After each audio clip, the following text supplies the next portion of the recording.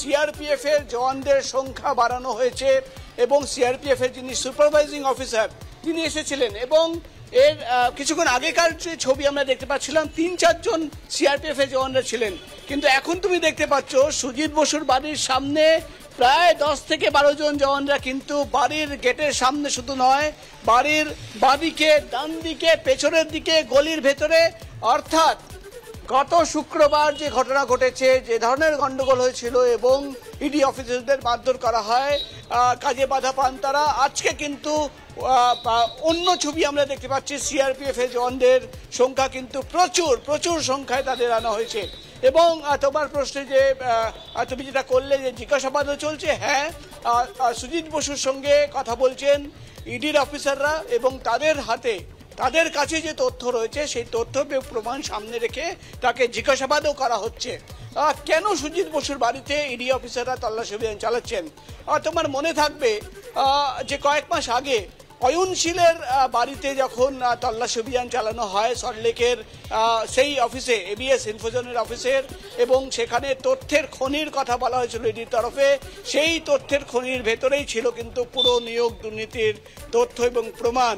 এবং যেটা ইডি সূত্রের খবর, সেখানে কিন্তু একটি কম্পিউটারের ভেতরে একটি ফোল্ডার, এবং সেই ফোল্ডার যখন তারা খুলে দেখেন সেখানে কিন্তু কোড ওয়ার্ডে কিছু নাম লেখা ছিল এবং সেই কোড ওয়ার্ডের নামের সামনে আর্থিক লেনদেনের তথ্য লেখা ছিল। এবং অয়নশীলকে গ্রেপ্তার করার পর যখন তাকে দফায় জেরা করা হয়, অয়নশীল সেই কোড ওয়ার্ডের আসল নামগুলো কিন্তু ইডি অফিসারদের সামনে বলে দেন। তার বয়ান রেকর্ড করা হয়, সেই অফিসিয়াল বয়ানের রেকর্ড ইডির কাছে রয়েছে। এবং তারপরে আমরা দেখলাম নিতাই দত্তর বাড়িতে তল্লাশি অভিযান চালানো হয় এবং ইডি সূত্রের খবর তার বাড়ি থেকেও কিন্তু একাধিক নিয়োগ সংক্রান্ত নথি তারা পান। এবং সুজিত বসুর সঙ্গে নিতাই দত্তর যে একটা রিলেশন রয়েছে সেটা সবাই জানে, তুমি জানো। সুজিত বসু দক্ষিণ দমদম পুরসভার প্রাক্তন ভাইস চেয়ারম্যান এবং তিনি যখন ভাইস চেয়ারম্যান ছিলেন তখন নিতাই দত্ত সুজিত বসুর জন্য কাজ করতেন এবং সেই সময় যে রিক্রুটমেন্ট হয়েছে, যেটা নিয়োগ হয়েছে, সেখানে সুজিত বসুর কোনো ইনভলভমেন্ট রয়েছে কিনা সেটা দেখা প্রথম প্রশ্ন। নিতাই দত্তর বাড়িতে তল্লাশি এবং তাকে জিজ্ঞাসাবাদ, অয়নশীলের বাড়ি থেকে যে সমস্ত তথ্য পাওয়া গিয়েছিল তার ভিত্তিতেই আজকে রাজ্যের দমকল মন্ত্রী সুজিত বসুর বাড়িতে তল্লাশি চলছে, যেমনটা ইডি সূত্রে জানা যাচ্ছে। যদিও রাজ্যের বিরোধী দলনেতা তিনি দাবি করছেন যে শুধুমাত্র সুজিত বসু যে প্রভাব খাটিয়েছিলেন এমনটাই নয়, তার পরিবারের একাধিক সদস্য তারা এখনো কাজ করেন পুরসভায়, এমনটাই তিনি অভিযোগ করছেন এবং একই সঙ্গে হুঁশিয়ারি দিচ্ছেন ব্যাগ গুছিয়ে রাখতে, তাতে শীতবস্ত্র নিতে।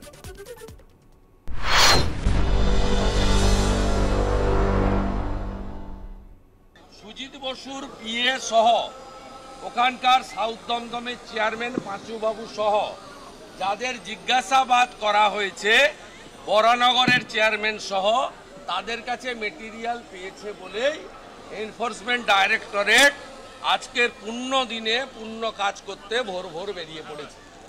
সুজিত বসু দক্ষিণ দমদম পুরসভাতে নিয়োগ দুর্নীতিতে সরাসরি যুক্ত, একাধিকবার আমি বা অন্যরা বলেছি।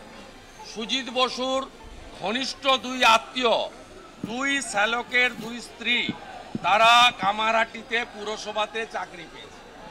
স্বাভাবিকভাবে এরা প্রত্যেকে যুক্ত, অপর্ণা নিয়োগী যুক্ত, 70টা পুরসভার চেয়ারম্যান এবং তৃণমূলের নেতারা যুক্ত। ব্যাগ গোছানো শুরু করুন, সঙ্গে শীতের জিনিসও রাখবেন। রাজনৈতিক প্রতিহিংসার তত্ত্বই ফের সামনে আনছেন রাজ্যের মন্ত্রী শশী পাঁজা।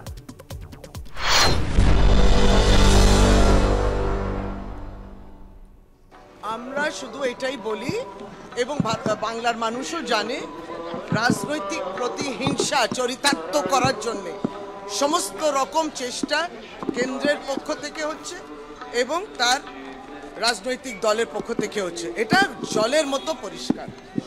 স্বামীজি বলেছিল নিজের ব্যক্তিত্ব তৈরি করো এবং নিজের ব্যক্তিত্ব, নিজের ভালো হও, ভালো মানুষ হও। সুতরাং কোনো কিছু আমি ফায়দা নেব, কিছু একটা ঘটনা হচ্ছে, তার থেকে ব্যক্তিত্ব তৈরি হয়। আর এটা নয়, স্বামীজি এই পূর্ণ মাটি থেকে কলুষিত করা যায় না।